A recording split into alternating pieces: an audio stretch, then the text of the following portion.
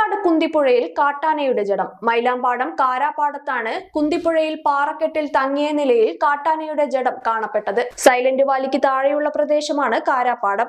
ജഡത്തിന് 2 ദിവസത്തെ പഴക്കം കണക്കാക്കുന്നു.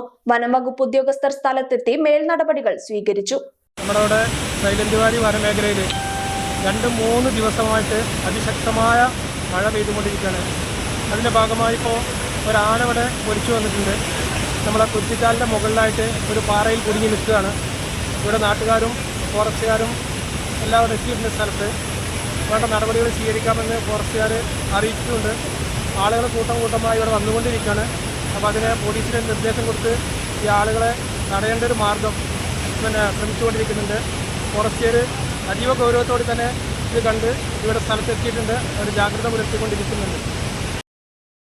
MA English, MCom, MSW തുടങ്ങിയ regular BEd and DEI ED and ITI കോളേജുകളിലേക്കുള്ള അഡ്മിഷൻ ആരംഭിച്ചിരിക്കുന്നു.